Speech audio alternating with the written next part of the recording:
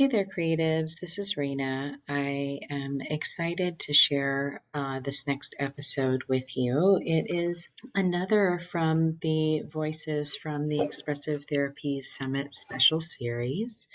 If you've been a long-time listener, then you've already heard a number of interviews over the past year with different expressive arts and creative arts therapists really at the top of their game, who frequently present and teach other therapists their signature approaches and methods at the summit. And if you never attended, the Expressive Therapy Summit is a conference that's held either on the East Coast. Historically, it's been in New York City, but as a result of COVID, things have kind of changed. And this year is going to be the first year that it's being held in November in person in Atlantic City. So it's a little bit different, still on the East Coast, still going to have a wonderful lineup of amazing professionals sharing their knowledge and expertise and giving you an opportunity to deep dive into experiential methods and practices in the training. That's one of the things I love most about the summit. If you've never been, I highly recommend you check it out. They'll also be having some online sessions, so it's going to be kind of hybrid. The online sessions will take place on different days than the actual in-person event.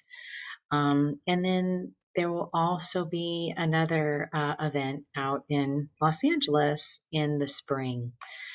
So in the spring of 2021, I interviewed a number of therapists that were presenting at that event. And last year, I interviewed a number of people that were representing and presenting at the East Coast event. So this is my first interview of therapists that are going to be teaching at the East Coast event. And my first guest, her name is Stacie Aamon Yeldell, and I just loved our conversation with her. She's so incredibly passionate and knowledgeable, and I just love how she really took to allowing her own approach to emerge and unfold, and kind of ran with it. Anyway, I hope you enjoy the interview as much as I did having it. And don't forget to check out more information and learn more about the variety of different presenters that are going to be taking place at the Expressive Therapy Summit. And you can do that by going to www.expressivetherapysummit.com and checking all that information out there. All right, enjoy the episode. The Creative Psychotherapist is the official podcast of the Creative Clinicians Corner, a practice-building resource for creative psychotherapists. TCP Podcast is the cast for creative, expressive, and experiential-focused psychotherapists curious to learn how to design, build, and scale a thriving private practice. Your host, Raina Lombardi, interviews successful therapists about the tools and strategies they have used to develop creative-focused practices. They also talk about the products, services, and side hustles they have developed using their knowledge and creativity to enhance their therapy practices, make a greater impact in their communities, and diversify their income streams. Welcome. Now here's your host, Raina Lombardi. Thanks for tuning in to the Creative Psychotherapist podcast. I'm your host, Raina Lombardi, and I am very excited to welcome my next guest. Her name is Stacie Yeldell, and she is a board-certified music and vocal psychotherapist and international speaker with 15 years of experience in mental health treatment. Her transformative work has been featured on CBS News and most recently in the docuseries Proven. She received a master's degree in music therapy from New York University and a certification in sound and music healing from the Open Center in New York. Stacie is also a vocal psychotherapist, which emphasizes the use of the voice as a path to wellness and healing. She is the creator of the Amontra Mindfulness Method, a music therapy method, as well as the Song Tapestry method. Welcome, Stacie. Thanks so much for being here. Oh, thank you so much for that warm introduction. It's a pleasure to be here. I'm so excited. Ah, yes, I'm really excited to speak with you about your journey to becoming a music therapist. And like, really, when I think about 15 years working in the field, and within that 15 years to have been able to develop, two of your own unique approaches, that's pretty significant. Significant. Yeah. Well, thank you. Yeah. So obviously, well, it doesn't show necessarily in the bio, but I know that before you're a music therapist, you're a performing musician. Um, can you tell us a little bit about like what you were doing before music therapy came into your life and it found you or you found it? Oh, I love that you said that because it's so true. It actually did find me, interestingly enough. I had no plans, no idea even what a music therapist was. I mean, my big thing was that I was a performer. I've always been a performer. I'm still a performer. And because I started performing at such a young age, which was, I would say, probably 16 would be the first time I was on stage, probably more even like 15. I actually began as a hip hop artist. Oh, wow. Grew up in the golden age of hip hop, and I was very, very isolated as a kid. I didn't understand why.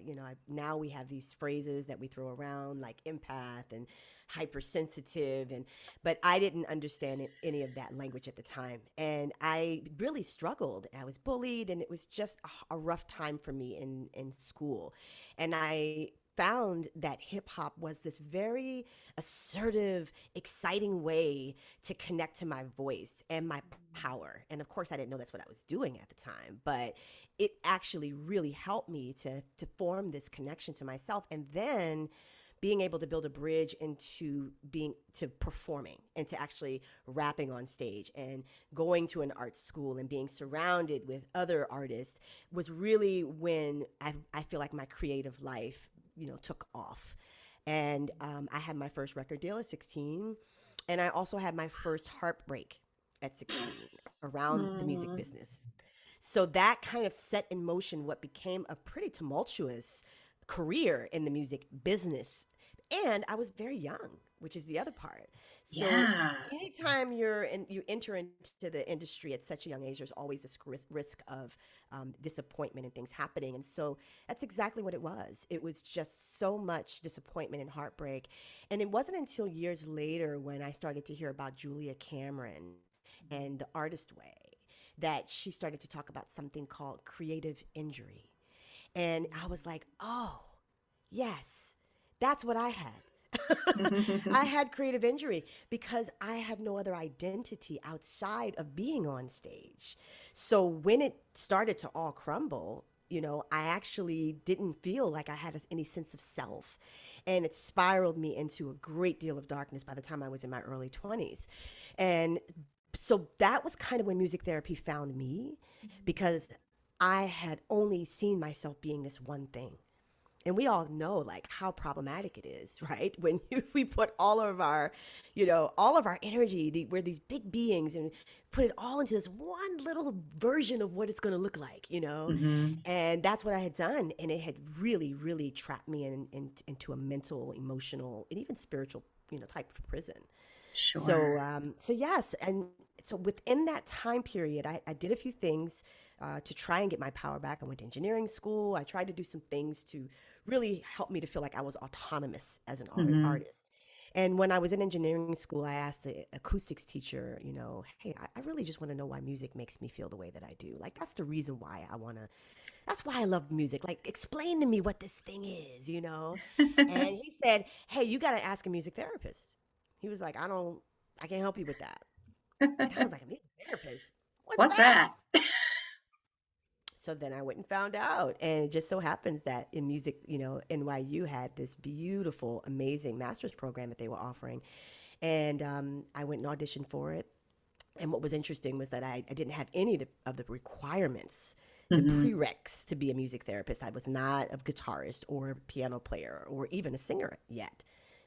I was really still just writing songs. I was kind of a washed up rapper. I was very disorganized as Hmm. in my artist life when I entered that audition. But gratefully, they saw something in me that could be molded and shaped and nurtured and cultivated. And I went into the program, and that is when I began my personal healing journey of healing my own creative injury, which then, of course, turned into me being able to facilitate that process for others. Ah, that's a beautiful story. Beautiful story. Thanks for sharing that. And I see other people might not be able to see, but I can see guitars hanging on your wall behind you. So I'm assuming you play guitar now. Well, eventually I did pick up those instruments, yes. I mean, and the thing is, as music therapists, we are really kind of supposed to be proficient on guitar. Mm. And one of the benefits of being at NYU for the master's program all those years ago is they had built in guitar and piano lessons into the program. And so once I was in there, I was able to get a hold on those instruments. And it really helped me as an artist too, because the kind of chapter that came post graduation was that I was able to reconnect with my artist, recording artist, performer self as a singer songwriter, because I had Oh. woken up, I had awakened my voice. I had done a lot of healing. I had gone into therapy and begun to unpack a lot of that creative injury, picked up the instruments, and then began to write songs with chords on these instruments, which then opened up this whole other, chapter of my artist self, and being able to be on stage, not just as a rapper or, singing to tracks as we used to Hmm. do, but to actually compose. So Wow. so yes, becoming a music therapist opened up so much for me, not just my professional life, but also my creative self. It's Yeah. expanded. It sounded like it gave you permission to explore more fully what it means to be a musical artist in many different facets, um, which is a Yes. beautiful thing. Yes, and independent of the music business part, because I think that was the piece that really was very traumatizing for me. It was, when it becomes the commodity and all of the Mhm. politics in which you have to navigate. And because I was so young, my artist self really got wrapped up into that static. And Oh, yeah. so, so being able to uh, become this music therapist, go into this intensive program that NYU was, we were all artists. I mean, and we were all wounded Mhm. healers in some way, to use that archetype. Mhm. And so we had a great team of nurturing staff and teachers that really put the kid gloves on with us, because we were all coming in with some level of either trauma or just miss, just that's the tortured artist thing. We all of us in some way had that going on, so we really, as a team, as a group, were able to do a lot of healing with one another. So that was, and I share that part because I feel like that experience was so much about how what Mhm. framed my professional career. Most people don't really talk Yeah. about the schooling part, but for me, I always say, New York University, Barbara Hester, Susan Feiner, Diane Austin. I mean, they were the ones that really, they were pioneering music therapy back then, and they just really taught us well and really created that safe space for us to heal. That's wonderful. I think as a profession in mental health, oftentimes there's a stigma about mental health, but then there's a stigma about mental health practitioners having gone through their own mental health journey, which is weird. Why would we have that stigma? Every single human being is on a path, and we've all been injured in some way, psychically injured in some way. Um, some vast, some repeated, it manifests in all different kinds of ways, but we're all on that journey. And I think that's what what calls people into the helping profession in some ways, to have a better understanding of self and to help others through something that they were able to get through themselves, Definitely. So thanks for bringing that part up. I think it's often overlooked. We need to be more empathic with one another as therapists, I think, in that Oh, regard. certainly. And I used to say, every therapist should have one because, and I hate to use the word should, but, in this Right. case, I mean, it's really helpful because how can, as mental health professionals, can we expect clients to go somewhere where we haven't gone ourselves, or where we aren't willing to go or even willing to look? And so even when you bring in concepts like countertransference and transference, I mean, it's so important to be able to have a grasp on your own unconscious as a therapist, Mm, lest you yeah. project that onto your clients, or even just not be able to necessarily sort through the difference of what's coming up in this with our clients that's ours and Hmm. that belongs to another person's. And so I feel like it's just best practices, really, to Yeah, do that inner work ourselves. I think it's essential. absolutely. I agree. And so after school, what did you end up doing in terms of work? Did you pursue kind of finding opportunities to work independently, or did you go into more of like an agency or community nonprofit setting? What was that transition like for you from grad school into professional life? It was very interesting. I got thrown into the fire, like most things in life that happen with my experiences. My internship was at a state psychiatric hospital, which I was not excited about at all until I found out that the supervisor that I would have was one of the just pioneers, again, a pioneer in the field, and that I would really learn and grow under her direction, which I did. And so I was in this very intense psych unit, state hospital in the Bronx, Mhm. and it was really intense. And I fell in love with it, actually. I loved that population. I Mhm. loved the people. I loved the work that I began to do there. I was very young in the field, so I was not anywhere near developing my own method, modalities, but my authenticity was shining through Mhm. because, again, I didn't have the guitar, I didn't have the piano. So I was really working with voice, hip hop, freestyle, Mhm. and I had started really connecting with the djembe as a primary instrument to do work Mhm. to facilitate. So doing group work in psych settings is how I really began. And from Mhm. that internship, I moved into other hospitals, one in Harlem. And so the first probably 4 or 5 years of my career were on locked units, Oh, working in wow. psych. Very, very intense work. I did eventually move into some other populations. I did some work at Brooklyn Academy of Music with developmental delays and children. But my focus, I always really knew when I came out of NYU that I wanted to work with teenagers. I Mhm. really wanted to work in the disenfranchised communities to empower. That was always what my desire was. And then we were very blessed in New York because New Mhm. York has a very organized creative arts therapy system. We could get LCATs. There were positions that were very readily open and available for us where we could go right into a hospital and work. So the infrastructure is quite good in LA for creative arts therapists. And I say that because eventually I moved and I came to LA. Mm. And that's when I began to break out and do more entrepreneurial things because it was just a different situation here in California. We don't have a state license. Some music therapists here decided to go back to school and get LMFTs, and the other ones of us have just found our own ways. So New York, I was very blessed to be able to really have the infrastructure and the beginning of my career, which was essential to be able to Mhm. have that and the experience. I mean, 10,000 hours on the ground in those acute settings was a really beautiful way to learn Yeah. Yeah.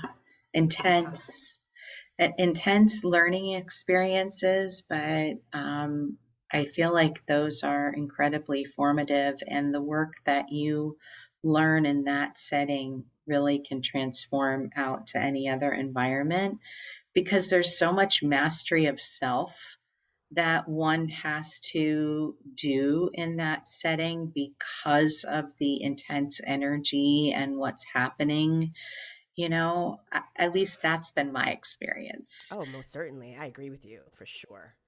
And if you can master that within yourself, to remain calm and collected and aware and not get rattled by stuff that's going on, then you can really do group work anywhere. You can, it's a really good base to start from, I think, in the profession. But you moved to LA.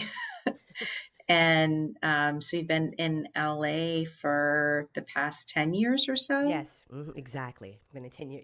It's amazing how quickly that went by. But yes, I've been here for 10 years. I was living in New York City, and I, was going on vacations to the islands, and, which is one of my pastimes. And I remember one day just being like, why, why do I do this? Like, why don't I live somewhere where I can feel like this, all the time? And so I kind of did this deductive reasoning and said, well, sun, sand, fresh food, and I said, okay, Miami or LA. And I had a community here already, and I had family here, and so it just seemed like a logical move. And I'm so glad that I did, because it's been a beautiful lifestyle change for me. And again, as I mentioned, it's really what opened up the entrepreneurial side of music therapy for me, which I believed was always within me, because as a recording artist, there was always this feeling that I was my own brand and I was my own, company, so to speak. Yeah. So it was a natural progression, I would say, not necessarily smooth, but natural, to become an entrepreneur and have to really also become an advocate. Because again, the infrastructure was not really here the way I was accustomed. Not saying it's not here at all, but the way I was accustomed in New York to the infrastructure was not here. So to break through and to carve a path required me to become an advocate and an educator of music therapy, and that it's a clinical modality, and then it's not just a recreational workshop that I bring in, and it's not something that you can tell your clients to, not to go to because they're being bad, because they enjoy it so much. It's it's part of the clinical plan. And so there was so much of that I had to move through, which again, it sharpened me, because I was able to then become an educator and do in-service and explain the difference between, let's say, a person who is an MFT doing a music therapy, quote, group, and a person who's a trained music therapist doing. And so, because again, that state licensure is not here. Yeah. So there was not this understanding that, across the board, that, hey, this is what this, because we have LCAT, you're like, that's clear. That's what that is. I'm a licensed creative arts therapist, and there's no real wiggle room around whether that's a real thing. But here, it was a lot more about me having to educate in that way. And I didn't just do the entrepreneurial thing as soon as I got here. I mean, I did work at the Children's Hospital for a couple of years, which was huge for me, because I'd never really spent a lot of time working with children, particularly in the pediatric. So that added its own element to my experience. It was very again, intense, because I was working on the bone marrow transplant unit, but again, incredible guidance, and I got a chance to do a lot of powerful work. And one of the CBS specials that I have is with a client that I worked with there who was fighting cancer. So there were some new opportunities and new experiences that Los Angeles presented me with that I never really saw coming, like most things. That's I think the fun part, right? The fun part of the journey is like, oh, this is unexpected, but it's exactly what I need right now. It's exactly how it's supposed to happen, and the little surprises. So what did contribute to your shift to say, okay, I think I'm ready. I'm done kind of working in the hospital setting, and I'm ready to take that leap and create something of my own. And you had described it, your brand, you as your brand. And I think that really shines through on your website, that it's very clear that this is you, this is who you are. And it shines. Yeah. Well, thank you so much.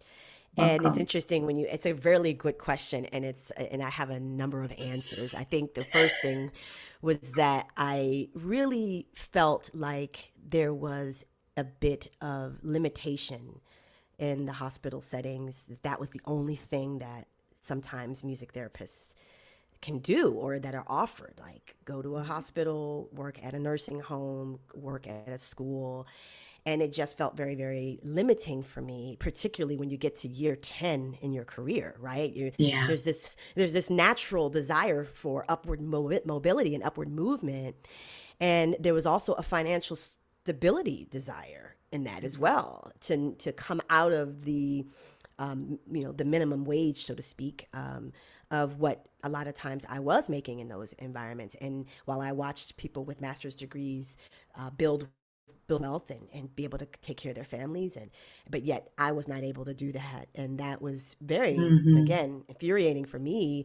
And not, and that's also what led to the advocacy, but it required me to step out and become an entrepreneur, because that meant I had to not I had to come out of that structure and build a new one.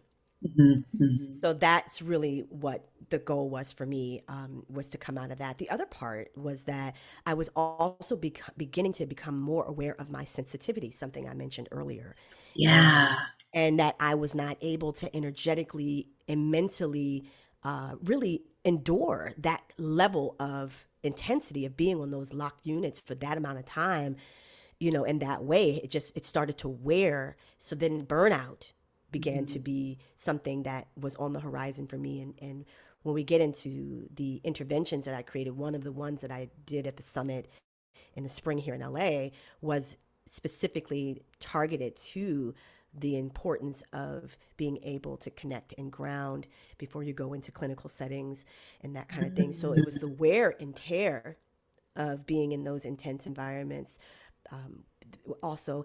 And then there was also the desire for me to travel and to be in that space of, I had gone to Brazil before I moved to LA and had started performing there. And so there was this sense of wanting to travel. I had connected to the Brazilian music therapy community there, and I did not want Wow. to be locked Stuck. into yes.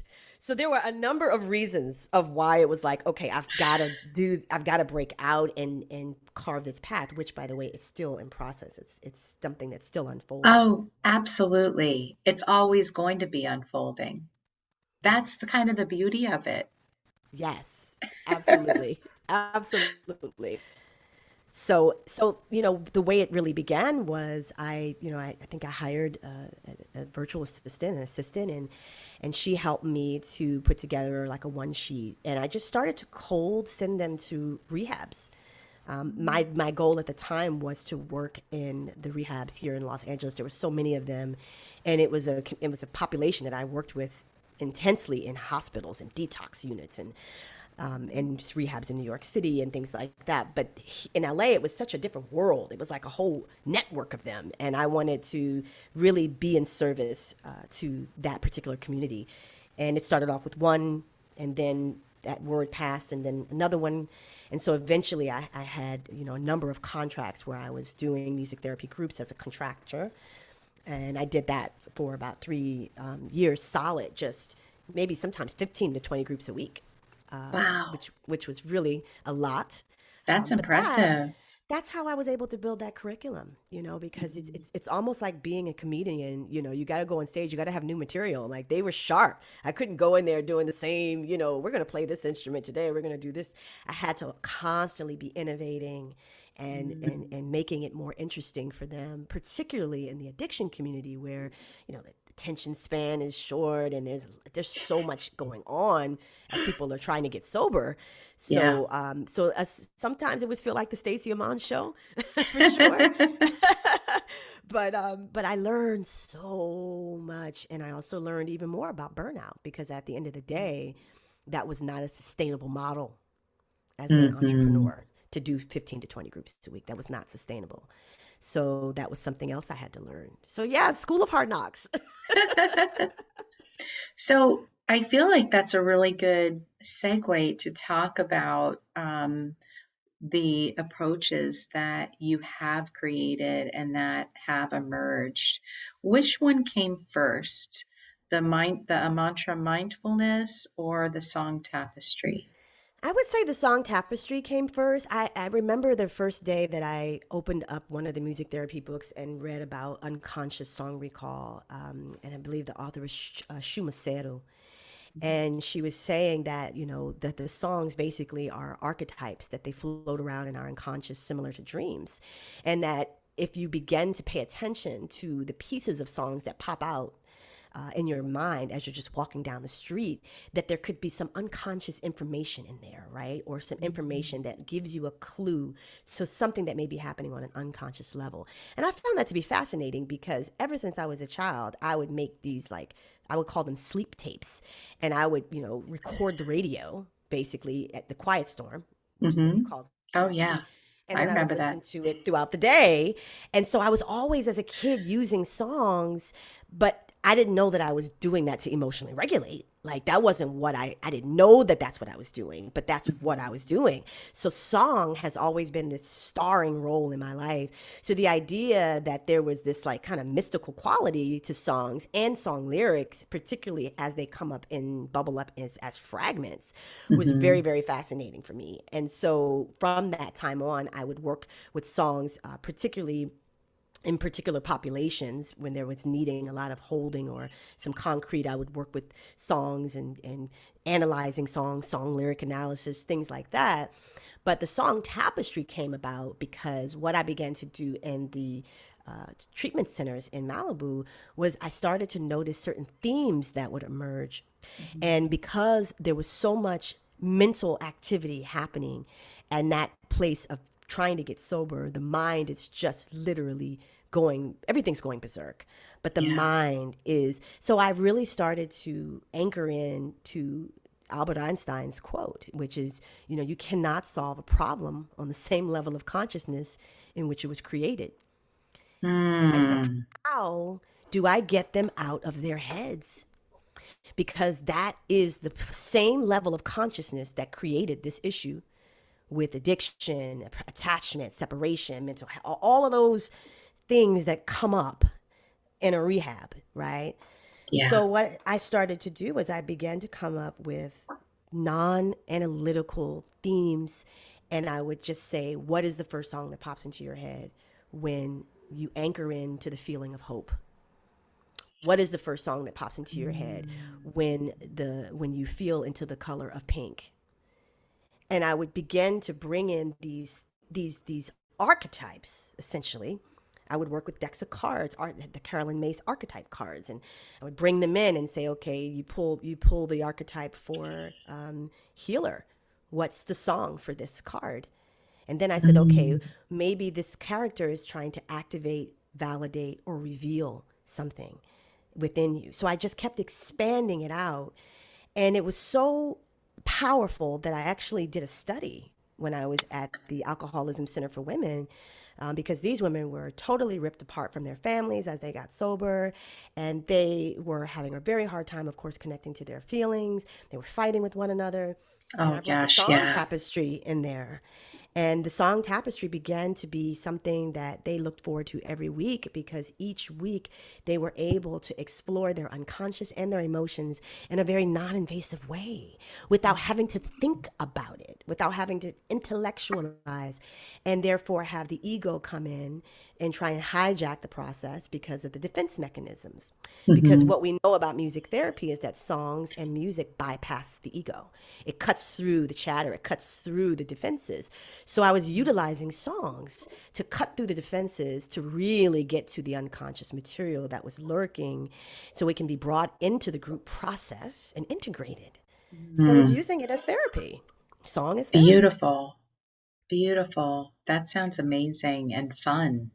It's so much fun because Imagine for me, I don't know what's going to happen. I don't know what songs they're going to. So I'm in this like very spontaneous, in the moment, present process of songs just spontaneously, And it's fun because people will say, "Oh, I don't know a lot of songs," or "I don't have songs in my head floating around," or "I'm not a musical person," And so you see all this resistance, but then they're Right. shocked when, boom, a song pops up, and they're like, "Where did that come from?"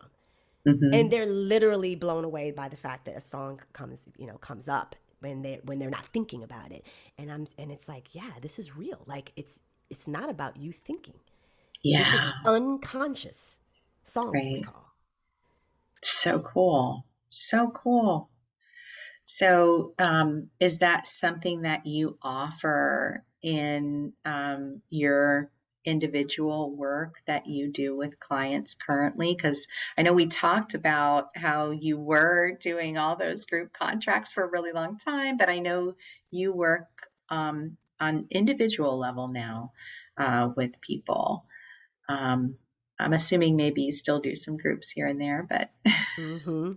I do groups here and there, and what I'm really focused on now actually is bringing this content and bringing these interventions to not now or in the nonprofit sector, corporations, working with big companies with their employees again to get them out of their heads and into their bodies and into creative space. I work a lot with somatic trauma, so bringing that world and that energy into the general population now. Whereas I mentioned on a previous podcast that I was on, it we're all traumatized now because of COVID in different ways.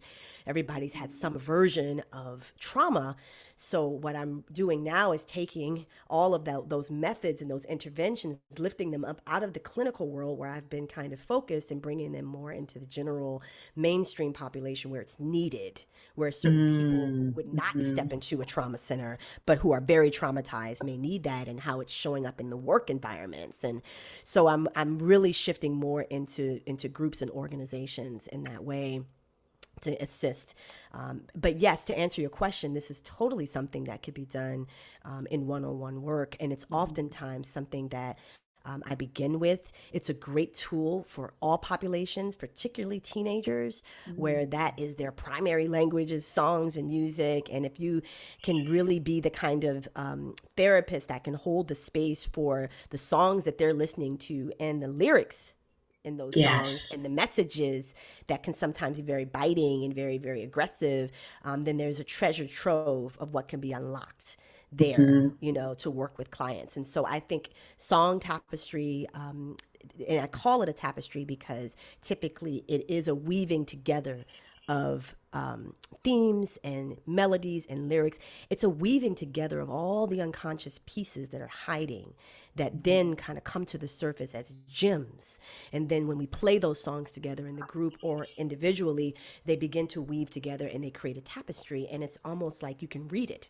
Like, oh, I Mm. see what's happening here based upon the themes that are emerging in these songs. So that's why I call it a tapestry. Ah, very cool.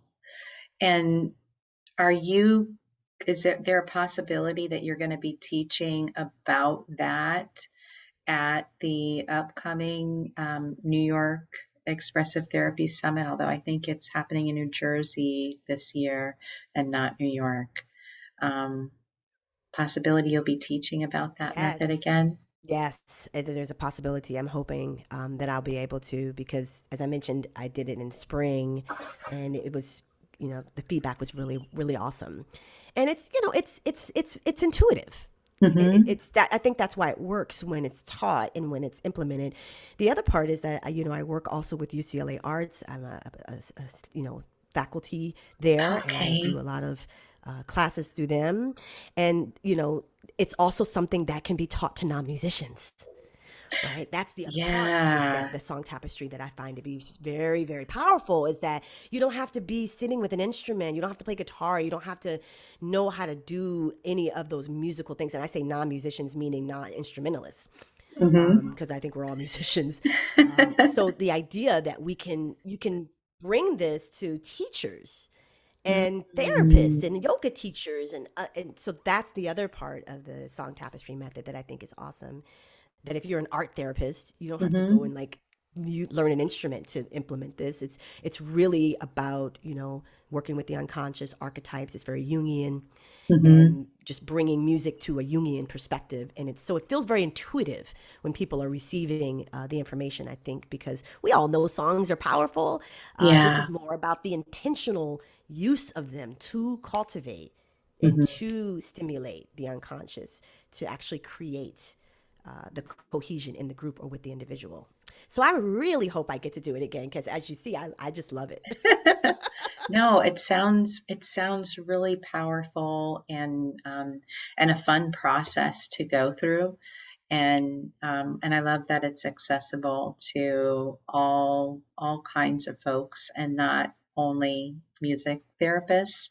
I mean, it's wonderful that, we all have our modality and we all have like some things that, are unique and doesn't really translate to teach other people to use, but it's also wonderful when we have something that, it does cross over that boundary and we can merge.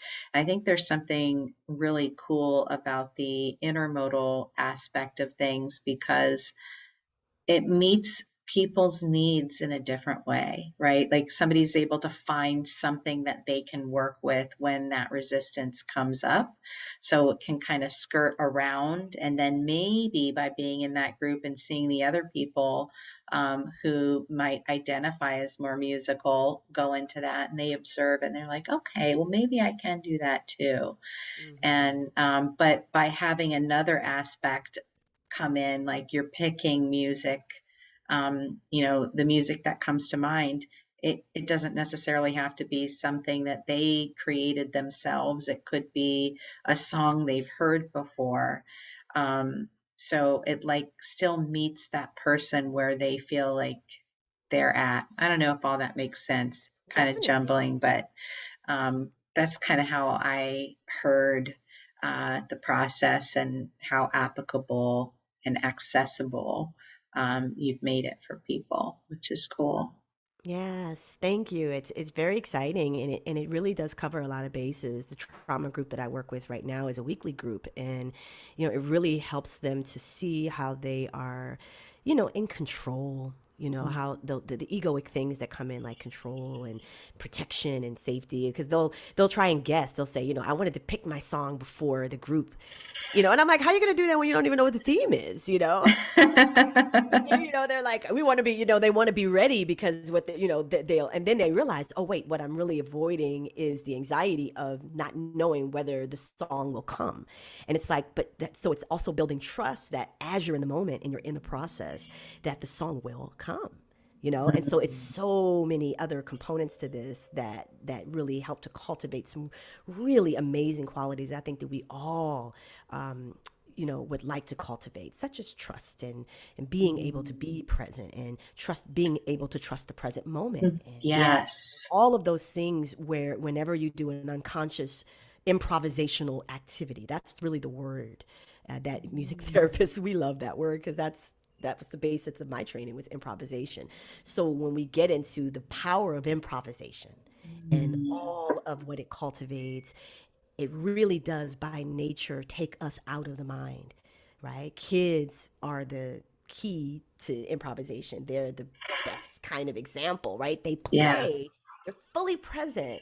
And they're not really thinking about what's going to happen in 2 minutes from that. Then they build a sandcastle, and the wave takes it away, and they go, oh, and then they go back to building another one. So, I mean, that thing of just being fully present and not having that attachment to the creation or to the process of creation, to me, that is the heart of what music therapy is. That's what I learned, was Mm, process oriented experience with very little attachment to the aesthetic outcome to what it is you're creating. And that's how right. I healed my creative injury, Mhm. really, because I had perfectionism stuff going on, and so much, I had so much attachment to my aesthetic creative outputs. That was a performer. I was a classical musician first, so of course there was this marriage to the page, and this Mhm. this attachment to. So when I got thrown into an improvisational class for the first time in NYU, I had a full blown panic attack Mm. because that was stretching for me Yeah. out of that zone of control of my Right. Right. adaptability. So that's why we do. I mean, I think in many ways, as creative arts therapists, that's the beauty of what we bring to our clients is the spirit of play and Mm-hmm. spontaneity, improvising, and not being attached. Just draw, just dance, just play. Don't worry about what's going to happen. You know. Right. Because Yeah. that's not the clinical example of what we do, but that's what a lot of times it feels like in those environments for me. But I think that there is clinical and therapeutic value to that, right? Because we're learning to tolerate that which is uncomfortable for us, that which is unfamiliar, and to be okay with it. I mean, that alone. I mean, if somebody can do that, well, that really decreases a significant portion of symptoms, right? Absolutely. So there is clinical value to play and just playing just to play. And I do groups with a couple of different rehab facilities, and Hmm. that's something that comes up a lot. It's like you need to learn how to play, just to play. Like it doesn't have to be serious. Don't worry about it. Don't stress about what it is that we're doing. Just let it happen and see what comes of it. Well, I don't know how. You don't have to know how, right? Like this Exactly. isn't about knowing. It'll just happen. Just allow yourself to experiment and explore and play. There is so much value to that. Um, because so much of I think that the challenges that people experience relate to wanting to avoid the uncomfortable emotion. Yes. So, yeah, very cool. I I love that um, the power of improvisation takes you out of the mind. That's something that I've never heard before, but really resonates. And it resonates too with art therapy too, Hmm. right? Like we're trying to get people not to focus on the aesthetic and just play with the materials to see what happens again to get the unconscious to come forward. Um, but you can tell, if there's a trained artist in the room, they're they have a hard time letting themselves Oh, go in that yeah. direction, right?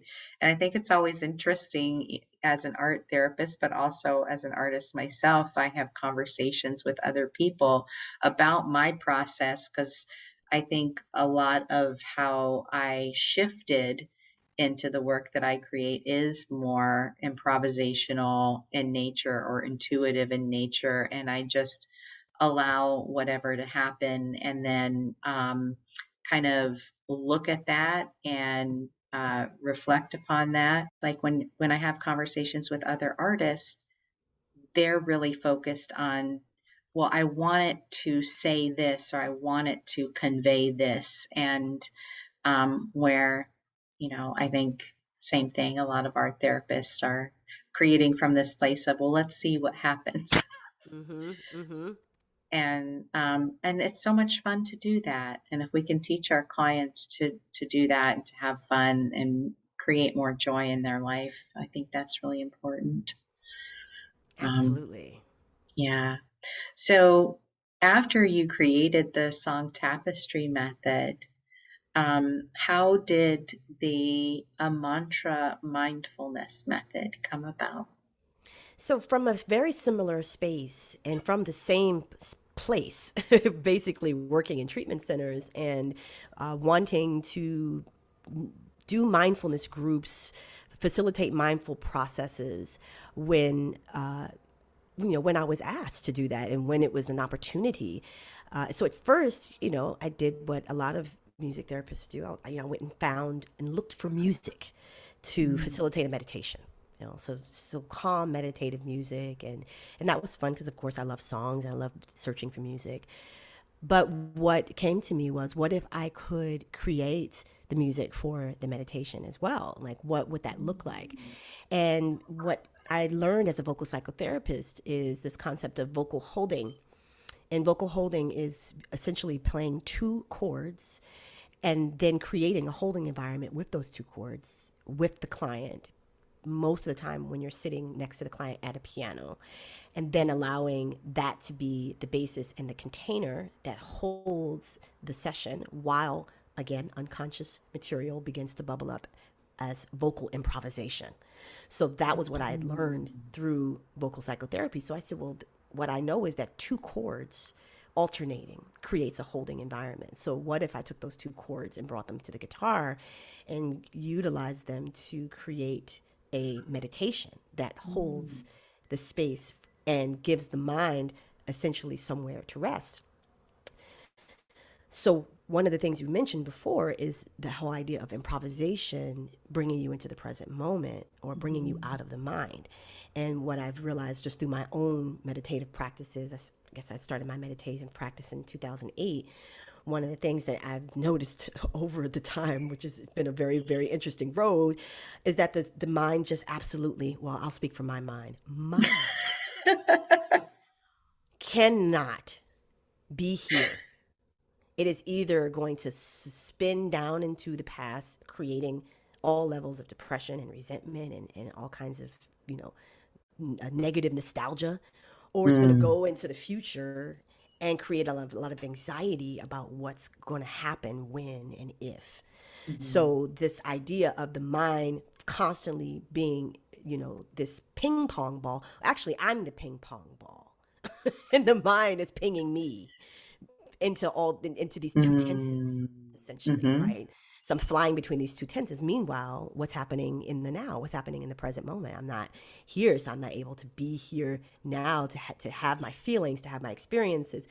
So this chord progression I found as I started to implement it, and I pretty much use the same one, but I'll alternate it. But it's a major nine to another major. Sometimes I do a major to a minor, depending upon creating that tension of whether that's something that I want to create or whether I want to just create more of a mellow environment with the chord progression.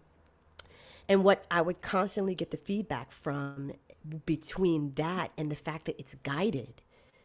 And so the guided component is the next piece, but the holding of the chord progression, the feedback that I would get is that it helped the person who was in the process mind to be able to stay present because the mind was held by this lullaby, ultimately, because two chords alternating creates, being arpeggiated, creates I'm seeing the infinity symbol.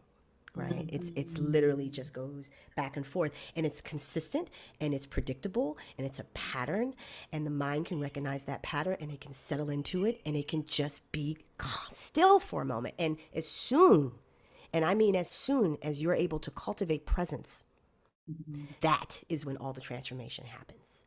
That's why it's so challenging in a sense to cultivate that presence and to come out of the mind, because the mind's always sending you in all these different directions. So improvisation cultivates presence because you're playing, so you're present, you're focused on what you're doing, whether you're gardening or you're painting or you're dancing.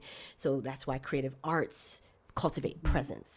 So I think what we do in general as creative arts therapists is really we help to cultivate the presence so that change and transformation and acknowledgement and acceptance and all the yummy things that create healing can happen in that present moment. So the meditation has this chord progression, and then within that I inject a guided component, which when I present and when I do this in corporations, I do create scripts for this because it's really important. And within that guided component are a few main things that happen. The first one is grounding. And grounding I found to be very, very essential to my own sanity in personal life and in my professional life. Kind of going back to what you were saying about working in hospitals and how when you do that kind of work, how intense it could be and how you really have to be mindful and be aware or be strong or, and so what I realize is that not only in my own personal life do I have the pattern of absorbing other people's energy and unconsciously adjusting my emotional state to the needs and emotions of others around me. That's a early childhood patterning that I've had, that a lot of therapists have, by the way, that I've met. When you ground, you are more likely to be able to be connected with your own body, your own mind, your own heart, your own feelings, and you're more likely to be able to stay in integrity with your own self. Integrity meaning feeling your own feelings, thinking your own Right. thoughts, and not taking on, or at least recognizing when you're taking on the energy or the thoughts or the feelings of your client or of your Mhm. partner, or of your mother, whoever it is, because Right. oftentimes that's a patterning that does begin in early childhood of matching Yeah. another person and then maybe doing something to try and fix or heal whatever that person is experiencing. And what I know from my own experience is that that is very draining, and Yeah. it's the first it leads you to burnout. It's a big rabbit hole that again a lot of healing Mhm. professionals fall into. So the idea of grounding being the primary component to a mindful practice, and then again being able to cultivate the presence by being able to be grounded, because now you're in the center kind of your own head and you're able to look and become this observer. And so the script and the guided part really is just a journey to bring you into a deeper and more profound state of embodiment and presence. And Mm. once you are in that state of embodiment and presence, then all the magic happens. Yeah. Everything magical happens from that space. And so there are different goals for different, I curate them for anxiety, for stress, for calling your energy back, for holding your power, for, being able to recognize when you are being, when you have a leak that's happening and you're leaking energy to a certain situation. And so I have them curated for so many different subjects, but the key components are the grounding, the connecting to the center of the head to be in a place of observation, being able to have a process of releasing energy from the body that isn't yours, and then being able to then self-validate by filling up and bringing energy back into the body that is yours. So Mm. it's a beautiful clean out, it's a grounding. So it's great for therapists, it's great for healers, it's great for really anybody, and it's great for our clients because a lot of times they don't really know how to connect in that way and to be able to even feel the empowerment of knowing that you have something to do or say or some kind of influence over your own nervous system. Like that is real It's power. huge. Yes, absolutely. I think that that should be part, and I know here we are, should again, but that should be an essential part of what we're doing. The work that we're doing with people is providing them with those kinds of skills to um, have more say over what's going on with their nervous system. It is so empowering. I love using like biofeedback and stuff like that to help with that. I find it helpful for myself, um, and uh, and clients respond really well to it too. Like once they know, like, oh, like I can do something about that, that just immediately, like, that releases so much of the anxious energy, um, having that knowledge. So it sounds amazing. Yes. Well, it's something again I utilize so much in my own life. My morning practice, my grounding practice, my and some of those things I mentioned are rooted in energy psychology and intuitive meditation, which are other trainings that I've had. So it's really a combination of things. But I would have to say that out of all of my tools in my tool bag, that my morning practice where I really ground and do a lot of those things I mentioned in terms of bringing myself into that deeper state of embodiment. I mean, I can't imagine myself without those tools. Like, because I Mm-hmm. remember what it was like before, and I was pretty much like a leaf on the wind. I would just get blown in whatever direction of being a sensitive person, just someone cut me off on the 405. I'm on a rampage going that way. And then, have a difficult conversation with the boss, and then I'm on. So I was always just kind of on this very out of control windstorm as a little teeny weeny leaf. Whereas though now what I would say it feels more like I'm an oak tree that's grounded with roots into the earth, even as those branches go crazy in life, Mm-hmm. that life happens, but there's a rootedness now that's there. Yeah. And that's something I believe in so much that I really love to be able to teach it and to give it to my clients and of course to us mental health professionals. I mean, this Yeah. is transformative for us to be able to hold our space Mhm. and to recognize when we may unconsciously be using our own life force to Yeah. be doing that healing work. Yeah. Yeah. You made some really good points about that, and I know it in in our profession.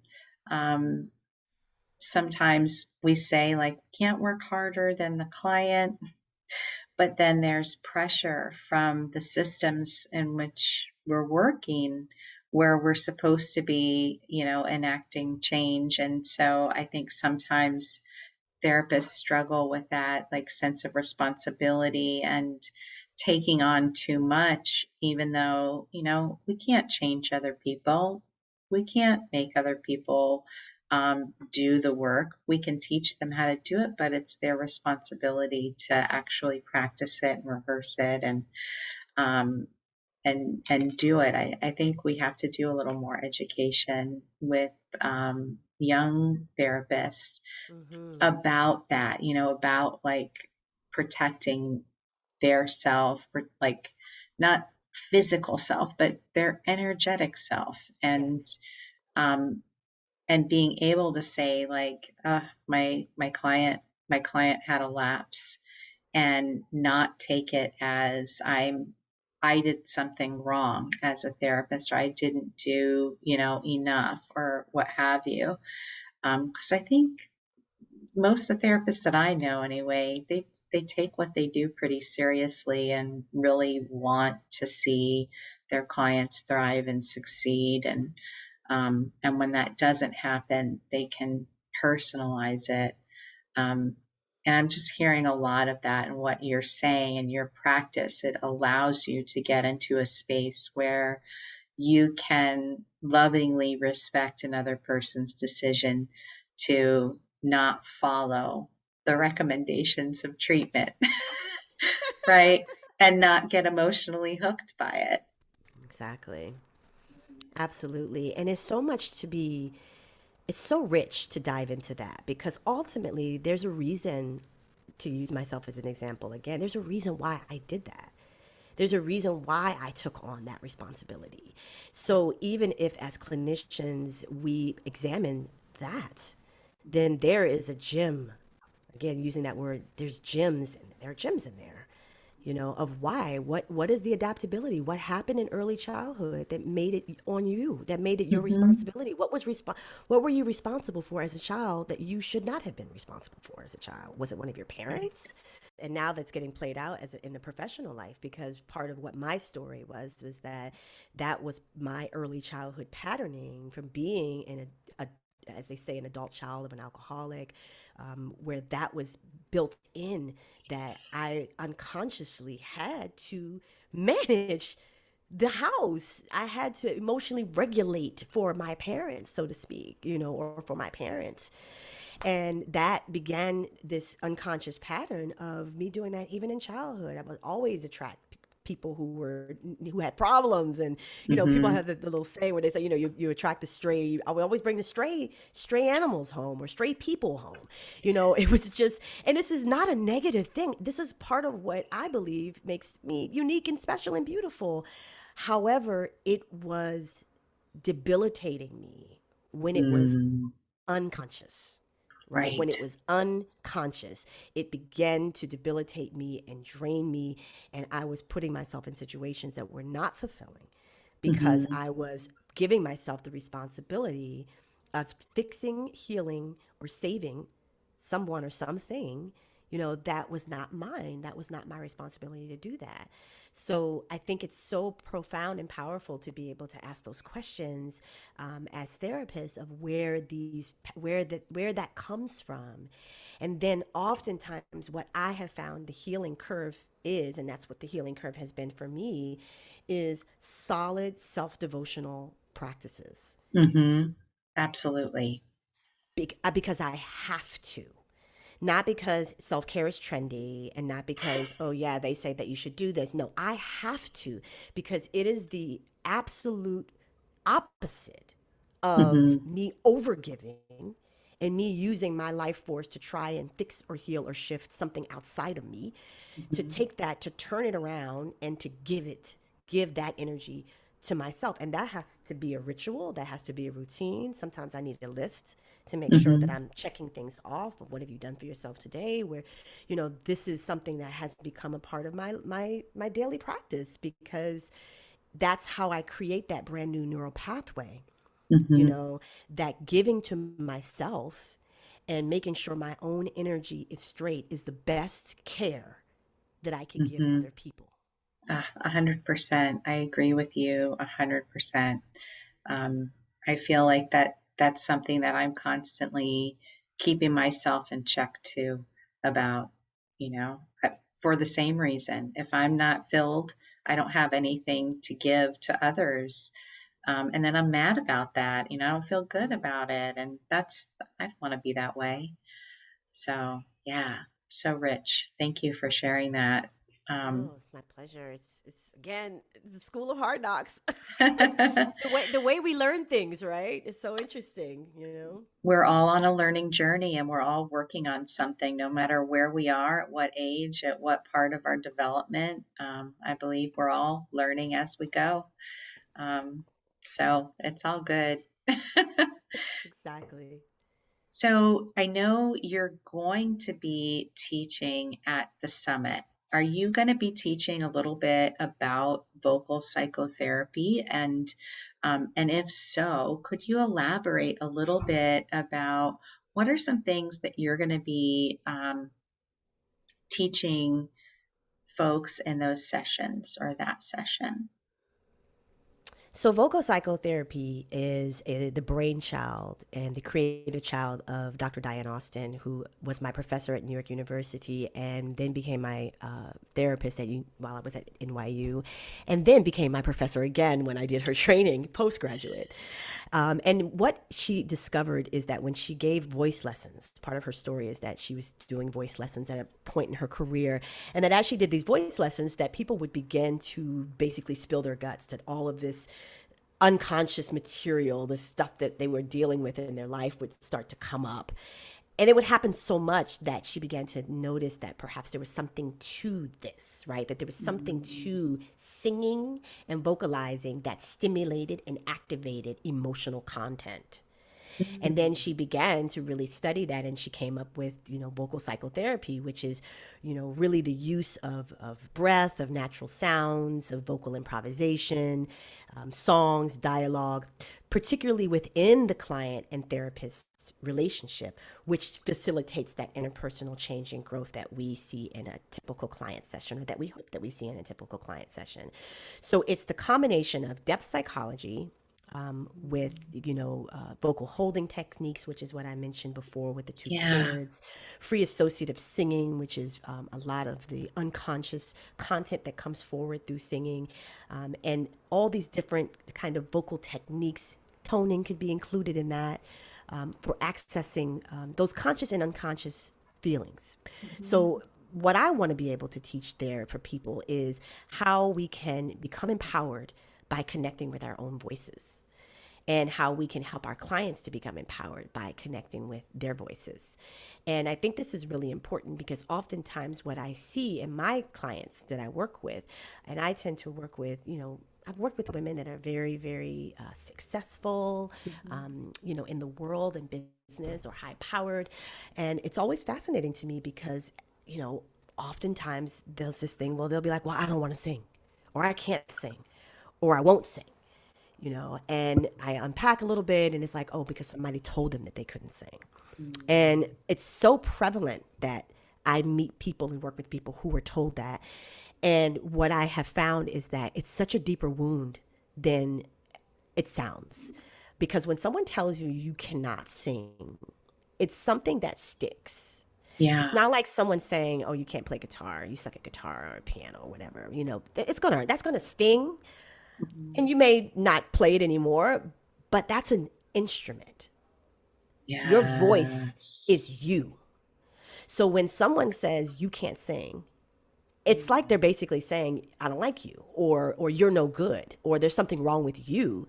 There's a message that gets sent where then what often happens, and I maybe this doesn't happen to everybody, but everybody that I've worked with who was told that they couldn't sing in some way made a decision unconsciously or consciously to shut that part of themselves off.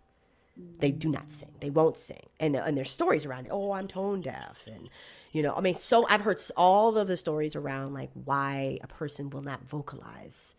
And sometimes not in front of others and sometimes not at all. So Wow. to think that there's all of this potential for emotional transformation and the transmutation of trauma through the voice, which is what the vocal psychotherapy emphasizes, and that there are some of us who walk around without that connection or who have, again, consciously or unconsciously cut themselves off from that. Understandably, because the voice is so intimate that it can be threatening. Yeah. So that's the power of it as well. And so because it's so intimate, it can be damaged, it can be threatening, and because it's so intimate, it can also be utilized for transformation and healing. Because we are our voices and our bodies are the actual instruments. So there's no separation between the source of the sound and vibrations when we're singing. We are actually the music itself. Hmm. That's really that's really profound. I never thought about it in that way, but it really hits and resonates deeply. Um, yeah, that we are the music. Um, yeah, wow. And what a just hearing you talk about that wound of people being told that they can't sing or that their singing was terrible. How awful to walk around for years and years and like feel like you don't have access to your voice. That's that is pretty significant, but not something that we would say is like, an overt wound. It's more of a covert wound. It's Um, covert, very yeah. sneaky. Hmm. And even if a Wow. person didn't, even if a family member or a choir leader didn't say that, there is still that message being broadcasted in society through entertainment. I mean, shows like American Idol and X Factor, those shows create unrealistic ideas of what it means to be a vocalist and a singer. And I'm not saying I don't like those shows. They're enjoyable to watch, but they're also a part of that white noise that's broadcasting on a very imperceptible frequency or signal that's saying, okay, unless you sing like this, you shouldn't sing at all. Right. And so even if, again, if it's unconscious, a person just says, oh, I don't sing like Mariah or Christina Aguilera. So I'm just, I don't need to sing at all.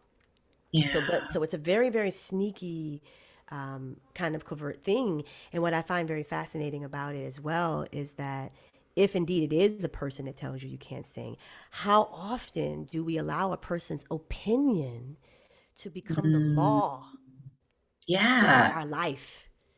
Because that's what happens, Yes. right? Someone says Hmm. you can't sing and then you stop singing. So then that opinion has now become fixed as a law of your Hmm. existence. Oh, that that does not feel like No, freedom. Right? no. It feels like you start to jail yourself when you do that. The way you live becomes smaller and smaller and smaller, which feels awful. I think all of us want that autonomy and independence and freedom and that ability to explore and play and move about and be. And if we start doing that, oh, that space becomes smaller and smaller. Wow. Very Yes. cool. And we can approach that with compassion, of course, because again, it's unconscious. All things with compassion, particularly the things that we don't know about. And so, oftentimes the psychoeducation around which is what we just did, right? Like just the psychoeducation around what happens when we shut our voices down unconsciously. That can be it by itself, the breakthrough of like, wow, I didn't realize that. And then the next step of that is to be compassionate and say, okay, it's fine that happened. It wasn't your fault. It's okay that, it's great that you're just finding this out now. And now let's slowly and sweetly begin to stimulate and activate that area by, again, bringing in play. Let's play with sounds. So we're going to be doing in the workshop in the fall, playing with sounds, toning, call and response. We have to trick the mind into thinking that we're not singing. Because the mind thinks it's singing and it's going to go whoop, shut down. Hold on. So sounding and playing with vowels and melody and rhythm, is a great way to begin to court the voice, because we have to court it itself. It's an aspect of self. We don't want to just break the door down and be like, hey, come out. I've been looking for you. You've been missing. Come on out here. No, we just have to, it's very sweet. It's just like coaxing a small child out, and then the benefits of that. Oh, when you finally hear your own voice, and when you finally begin to accept your own voice, even if it's your recorded voice, like you were saying earlier, like how profound to be able to get to that point where you're comfortable and you enjoy the sound of your own voice when you hear that. Yeah. That's an integration. That's a healing that just happened. Yeah. No, definitely. There's something transformational about that. And for those of you listening, before we kind of started the recording, I was saying when I started podcasting, I recorded and erased for like 3 months before I actually started doing the show, because I wasn't used to hearing myself in that way. It was strange. And there was also, I wasn't being playful. I wasn't just allowing. That perfectionistic piece was coming up and wanting it to be perfect. But I've since let go of that. So, wow. Congratulations. Thank you. We're always working, right? We're always doing work on ourselves. Every time we take a step out into something new, right, in our entrepreneurial journey up, I know as soon as I do that, something else is going to come up for me that I have to attend to and deal with. It's good. Exactly. And the beautiful thing about the voice too, just to add on to that, is it's like a snowflake. It's your fingerprint. No voices. I don't think that any voice is exactly the same. I feel like all voices have their own unique qualities, and which is one of the reasons why I have issues with the auto tune. Oh, yes. Because now when you think about it, when you hear songs on the radio, everybody sounds the same because they're all singing through those filters. So it's taking away the timbre and the overtones that emerge naturally in the voice, which makes it a fingerprint or a snowflake, So that's the other part of singing that's so profound, is that when you access your voice and you bring it to the world in whatever way that is, even if it's just singing in your car, you're still bringing the vibration of your voice into the world. Then you're adding to the symphony, because no voice is the same. And when you don't sing, that means the world doesn't get to hear your voice. The world doesn't have that unique imprint that is you. So it's almost a responsibility. Talk about responsibility. It's your responsibility to sing and to bring your voice to the world, to the fabric of the world. I love that. I love that so much.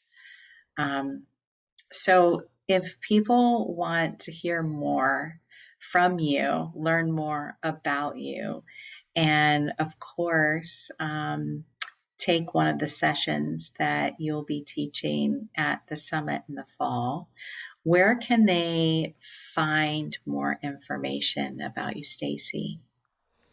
So you can visit my website at www.stacieaamon, that's STACIE, AAM as in Mary, ON as in Nancy, that's stacieaamon.com. And I also have a YouTube channel where I feature the meditations along with an Yes. audio blog. And what I try and do is post those monthly. I call them monthly-ish. So they are monthly-ish. And what you'll find there is you'll find a blog that's an audio blog, which is basically it has a theme of something I'm discussing for the month. And then I have a meditation that goes along with it, as well as a vocal activation for you to be able to sing along at home. And one of the reasons why I wanted to do that was because I felt as though a lot of the work I was doing, again, in treatment centers and hospitals were so profound that I really wanted to make something free and accessible to the entire world. So YouTube is a free thing. You can just go visit. And I'll also be posting meditations in the Unwind series that's on YouTube, which covers everything from anxiety, panic, stress, sadness. So this month's meditation will actually be going up in a few weeks, and it's all about processing grief. So Oh, that's a big one, been a big one for yes. me, and so I'm sure for a lot of your listeners. So, Mhm. so yeah, if you all just want some free resources and free support without needing to sign up or pay for anything, you can head over to my YouTube channel. And would that also be Stacie Aamon Yes, on YouTube? yes. Okay. Yeah, I'll definitely put that link in the show notes. And I I will be listening to one of your meditations this evening because I like have headphones. I just actually got sleeping headphones. Ooh, So they're like, it's like a soft headband. And so I'm a side sleeper. So even if I fall asleep with the headphones on, it doesn't like wake me up, but I can listen to a meditation at night while I go to sleep. oh, that's Um, fantastic. yeah, so I like to do that. I like to end the day that way and start the day that way. And I will check out your meditations on YouTube. Very cool. Fantastic. Thank you. Yeah, and if people are interested in taking anything that you're offering at the summit, I'll put a link to the Expressive Therapies Summit, which is expressivetherapysummit.com, in the show notes as well. And I know a lot of people are going to get a lot out of what you have to share. I know I have just in our conversation today. So thank you so much for making the time to talk to me. It's been such a pleasure. I really feel honored to be invited on the show and to present at the summit. And I'm just super excited to meet the participants and to continue this really important conversation. And Hmm. I want to thank you for what you do in the world, for bringing your art and your creativity and your service to those of us in humanity who may have forgotten that we are creative, you know. And I am one of those people that draw stick figures. So art therapists are necessary in my life personally. So thank you for what you do as well. Oh, thank you. Yes. Well, I look forward to hearing about how things go at the event, and I know I'm going to be taking some things, and um, if I can, if it works out schedule wise, maybe I will. If you're teaching the Song Tapestry, I would love to take that. So, Fantastic. Well, I look forward to seeing you. all right. Take care. Thank you. I'll be in Okay. touch. Thank you. Have a great day. You too. Bye bye. Okay. Bye. Thanks so much for listening to this episode of the Creative Psychotherapist podcast. I hope that you enjoyed this episode from the Voices from the Expressive Therapy Summit series. Uh, I'll be continuing to publish more interviews with fabulous therapists about their process and their, signature approaches. And over the next couple of months. And I hope that you continue to listen. And again, if you want to learn more about the summit and the sessions that they'll be teaching there, you can do so by going to www.expressivetherapysummit.com. All right, take care, everybody. Thanks for listening to this episode of The Creative Psychotherapist. If you like what you heard, please rate, review, and subscribe wherever you listen to your favorite podcasts. For show notes, downloads, and additional resources, head over to the website at www.creativeclinicianscorner.com.